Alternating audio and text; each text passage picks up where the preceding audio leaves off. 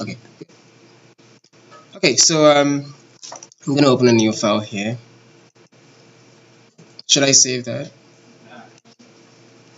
Are you that angry with the file? And so this time around, I'm gonna show you how to, so say for instance you had multiple elements in Revit and you wanted to select all of them at the same time and say maybe move them or manipulate them somehow. Um, this tutorial is going to be showing that, and basically we're also going to be exploring how to look at each of those elements parameters and set the parameters to custom values and set their locations. And so I'm gonna first of all create a wall. Let's just make a simple wall and put some windows in it. Let's go to 3D, the 3D view. Um, where is your 3D view, Alex? Oh, okay. Okay, can delete that.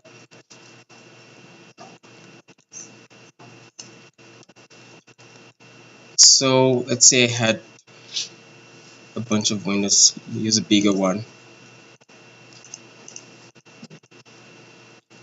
Just place them randomly. Now, if I wanted to select all of these windows in Dynamo, first of all, I can search my categories.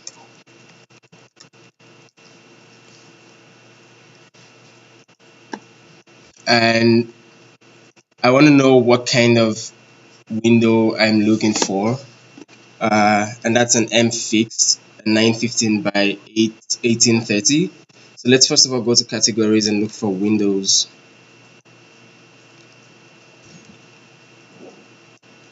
So that's windows, and I'm going to plug that to a watch.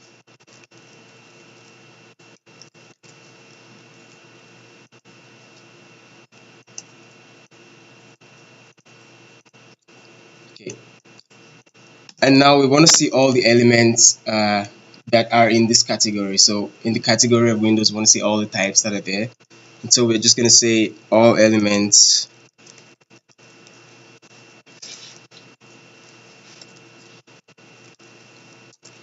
of category.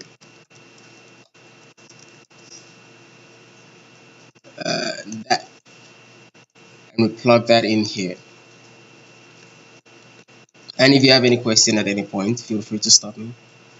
And so if you plug the element into your watch, it would give you all of the elements, all of the windows that you have in the scene in your workspace. So we have 0 to 67 windows. That's 1, 2, 3, 4, 5, 6, 7 windows, and these are all their types.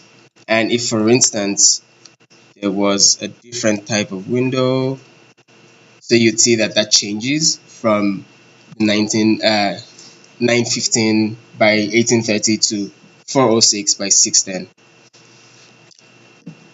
And so now if I were to pick this specific windows and say I wanted to adjust the height of these windows all at the same time, I'm going to browse the family type.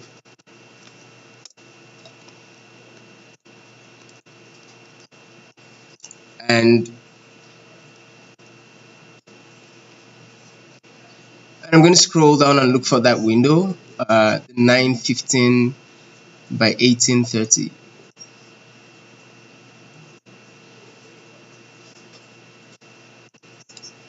So let's make this a 915 by 1830.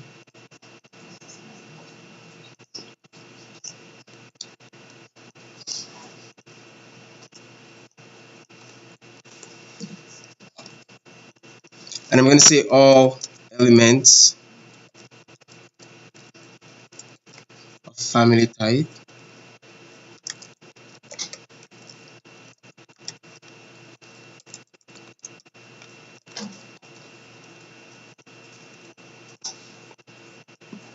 And again, this just pulls out all the elements within that family. So the first one, you're browsing the categories and you pull in all the elements of that category. And in the second one, you're browsing a specific family and pulling each of the elements in your workspace that belongs to that family. And so let's just say family instance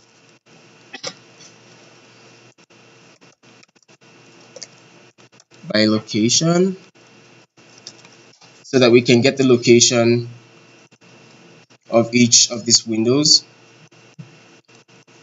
So if you plug that into family instance, that gives you a point that defines the location of each of those windows. And so yeah, as you can see, like each of your seven windows are defined by a point, and we want to find um, the distance between that point and a point along the surface. If you look in the Rhino file, you'd see like the blue points when you zoom out. So those are sort of location points of your windows. And I'm just going to go element parameters.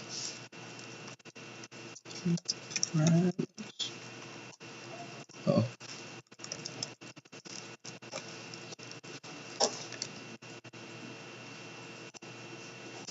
okay.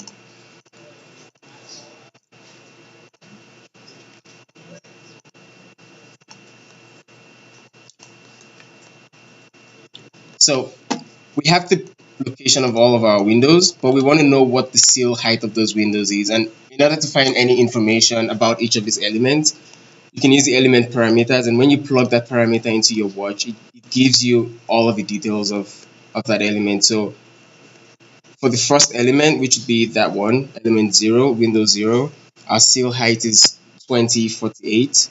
And you have all this other information. If you scroll down and you look at the next one, the seal height is 3192 millimeters, and so on and so forth. So that way you can sort of have an idea of what the specific height of each of those elements are in your scene. And so let's just get the distance between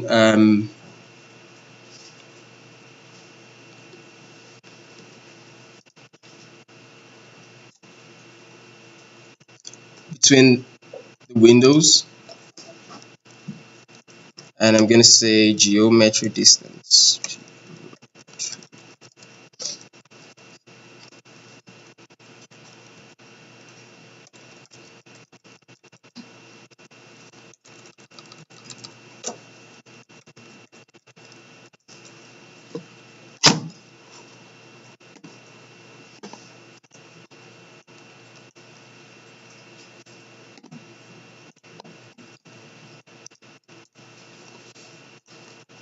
All right. So we have the points of all of these windows, but we need a point along the surface that we're going to calculate the distance of those windows to. And so I'm going to say select face so that we can select the surface along that wall and use that to produce a point. So let's select the face and put that up here, and just hit the select button and go into your Revit workspace and click a surface. And so we have that surface, and it just says face of element ID whatever, the number 3380. And much like you'd have in Grasshopper, where you have like a surface evaluation thing, you're going to sort of evaluate the surface and say, along this surface, along the X and Y of this surface, I want a point at this particular location that we're going to use to get the distance. And so let's use a surface point parameter.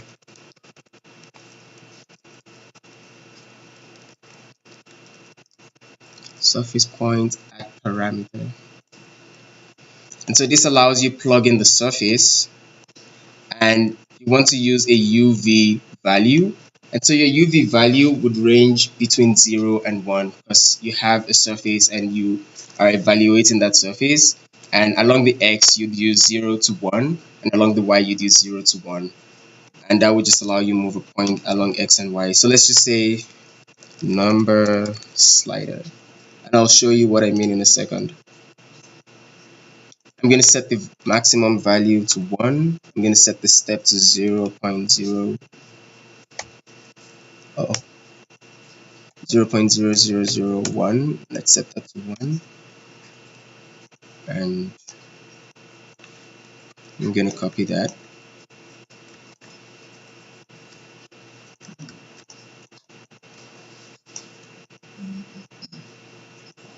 So let's put that in X, in U and V, sorry, not X and Y.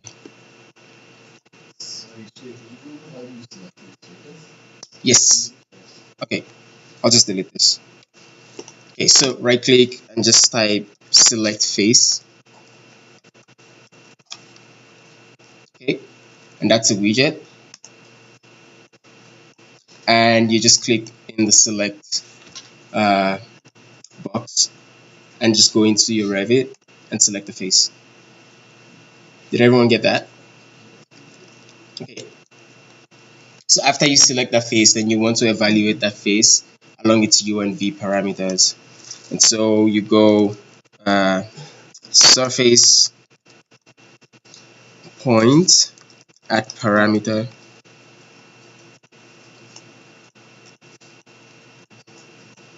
Okay, and then you plug your surface in. And so like I said before, you want to use a value ranging from 0 to 1, because that just expresses. So imagine 1 as the full length of your wall in both the U and the V, and 0 as the 0 point. So between 0 and 1, you can get the full length of your wall. And so let's just pull up a number slider.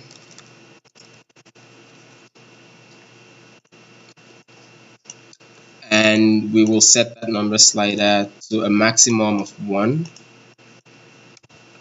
And we'll use a step of like 0.0001. That just allows you to move fine around the wall. And so let's duplicate that.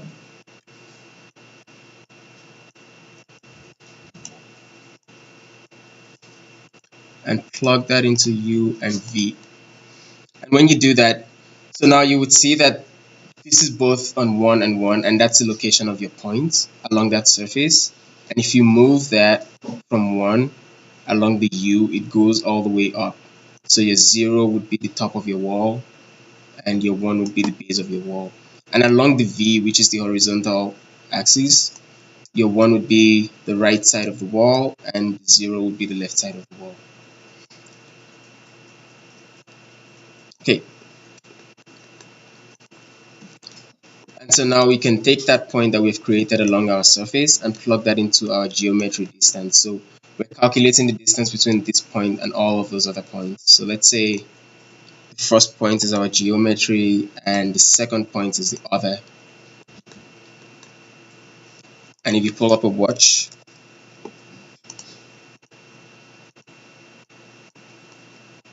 it gives you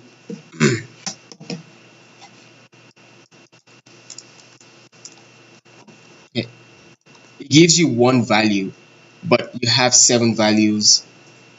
You are supposed to have 7 values because you have 7 windows. So therefore, you should have 7 distances. And to fix that, just right click on the geometric distance and make the lacing the longest. So that means it displays all of the values as opposed to displaying one value. I think for those of you that work between Grasshopper and like are being introduced to this would be like one tricky thing that you have to keep in mind. Whereas Grasshopper displays all of the values when you plug it into a panel, um, Dynamo does not. So when you want all of the values that exist in your output, you have to lace it because it just sort of simplifies the data. So now that that is laced,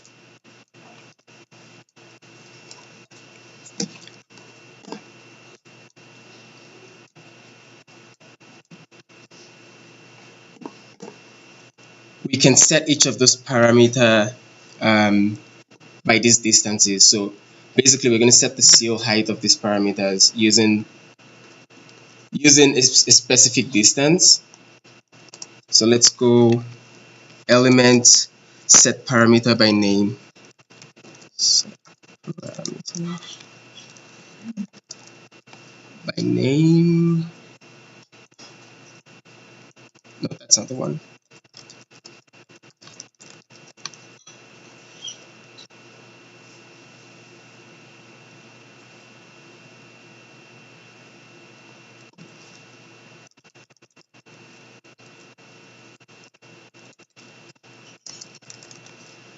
Okay, so get the elements parameter by name.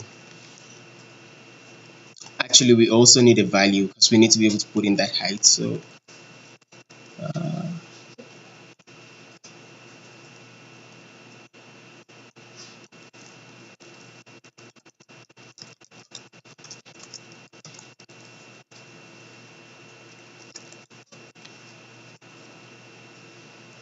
okay, let's use this one.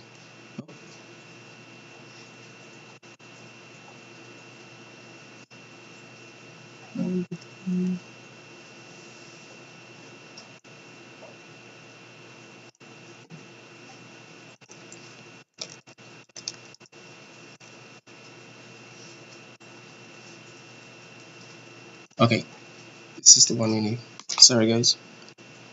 So just watch out for that. It's a set parameter by name, but you need to make sure that there is an element parameter name and a value, because that's what we need. So if we set, if say we took our window elements, which is this, what we created at the beginning, all of the elements of family types, and we plug that into our elements, and we set our parameter name is seal height. Actually, let's just use a string. And so in the string, we can double click and just type seal height.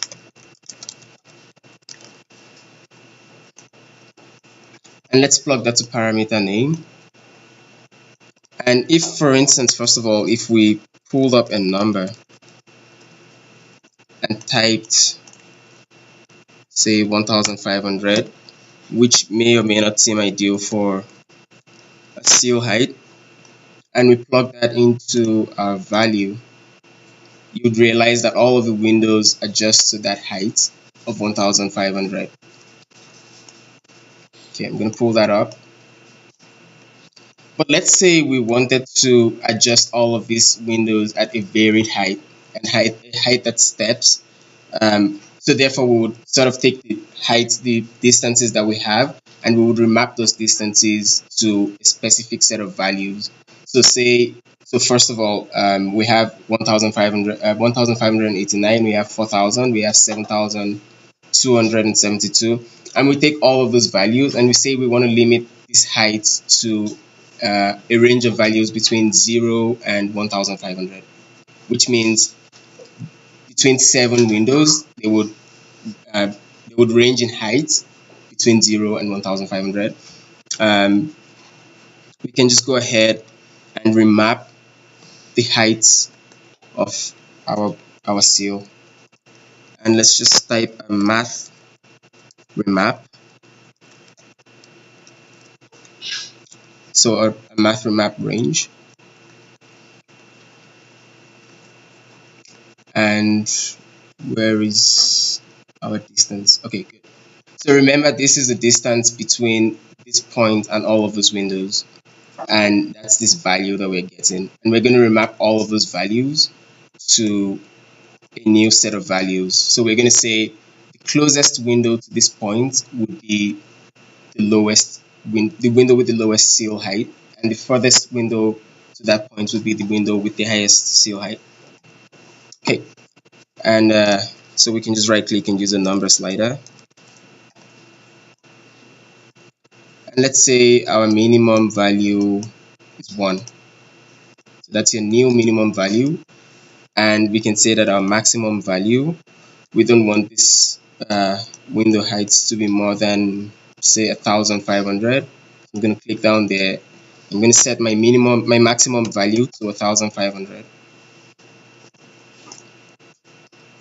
and I will plug that in. So again, what this is doing is it's taking the distance from this point to all of those windows. So the distance between first point and window A, and it's going to remap that to a value that will give you an equal distribution of heights between 0 and 1,500. So let's pull that all the way to 1,500. And if you put that in your watch, Now you have a new set of values, and you'd see that these values are incremental, and the highest value is 1500. And if you plug that into your value, your windows would sort of step accordingly. So which means the last window is 1500, first window is 1, and in between that you have a range of values between 1 and 1500. Does that make sense? Okay.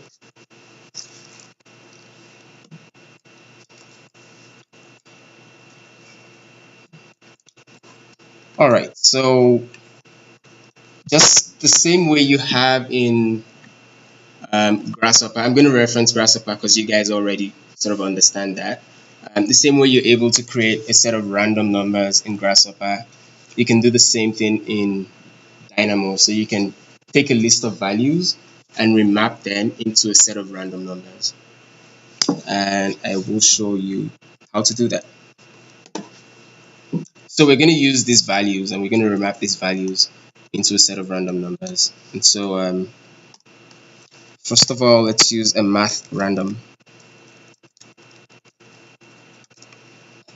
to create a random set of numbers. And let's get a seed, and we're going to get an amount. So math random,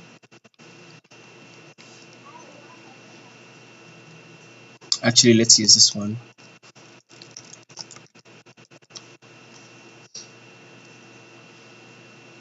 Okay, so we want to use a random seed and a random list.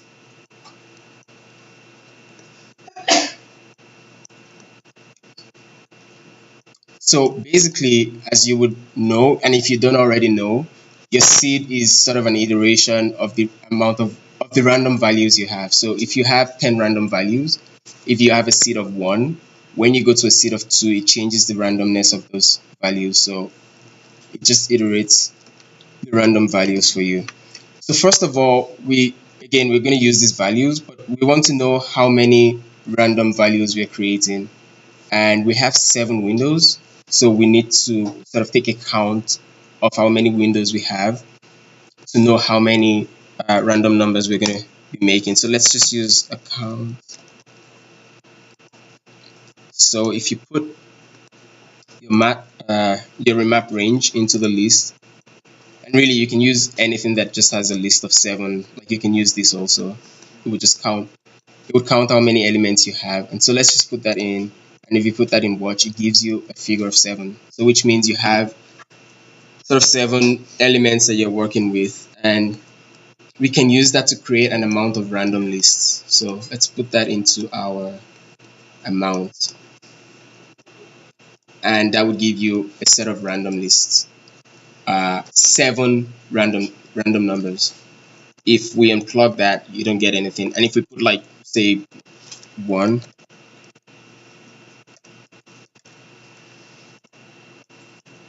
let's just make this like 3. So you get 3 random values. So exactly we want exactly 7 random values. So we're going to plug that back in our count and our random list. And I'm going to plug a seed, a number value for our seed. Let's use a number slider, and we can just use like 10. So let's plug that in. And we're going to multiply this seed by our random list. And this is your multiply. So let's put our seed in X, and we're going to put our random list in Y. This thing has audio, right? It's unmuted. Okay.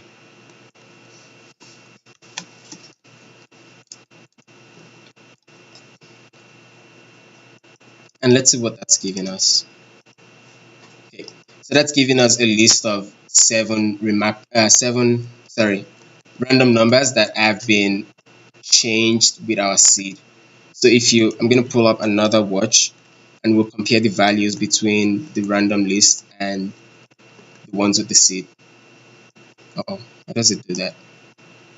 Okay, So these are our original values, and these are the values that we have sort of randomized with the seed. So if we, let's pull the seed here, and if we slide that, you realize that those values would change. So it just gives you an iteration of your random values. Okay, so let's move on. Bring that here and delete that.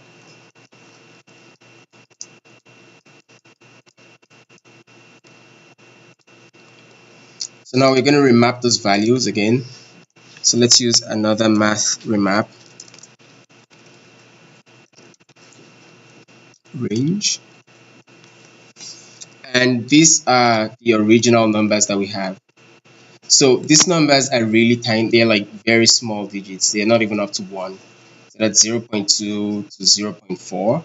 But we need, say, numbers ranging from 0 to 1,500, maybe. And so what we would do is put the original values in number and put a new set of, a new set of numbers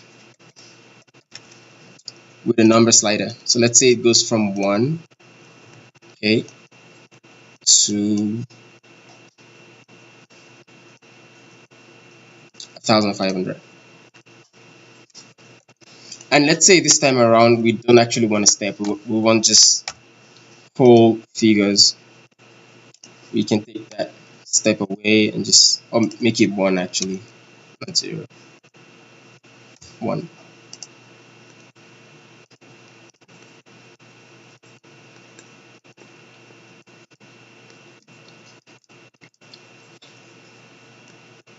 And this way you get a set of new numbers, and we're going to multiply those new numbers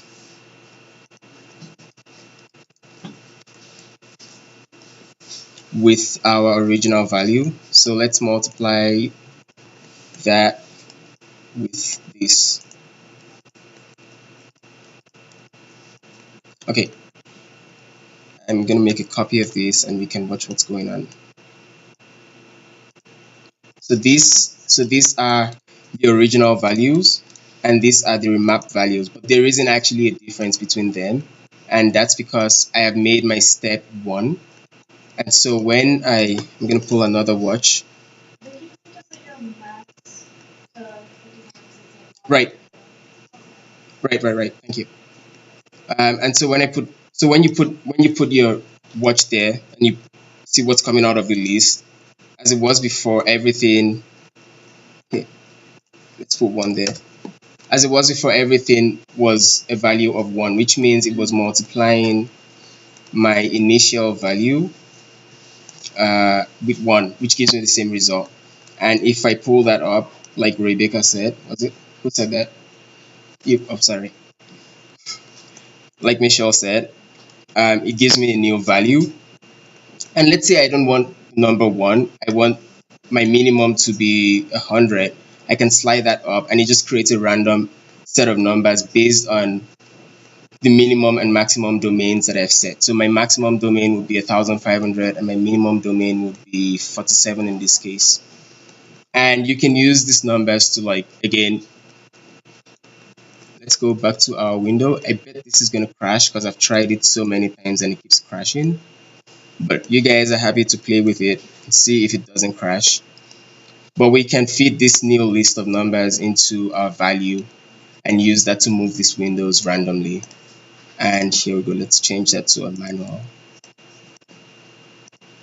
Okay. So hopefully this does not crash, but in case it does, can I save this on your desktop? I'm gonna save it anyways.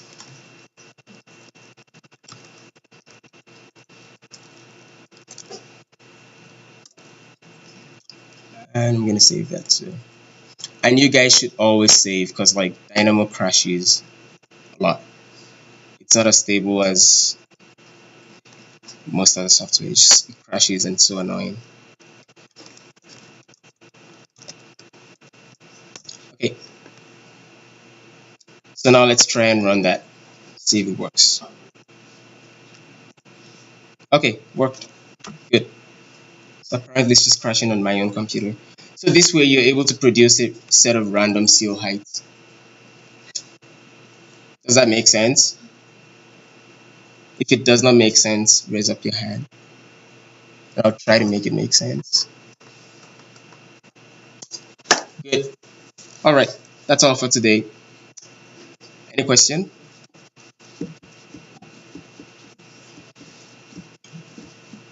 So guys, I heard there were a few questions about doing the line work into Illustrator, just like exporting some of the columns or windows that you are creating.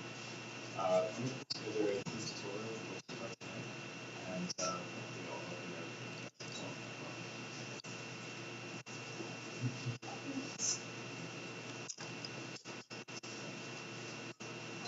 And if you guys have any questions or you need help, a hand with anything, you know where to find us. Just pop in anytime.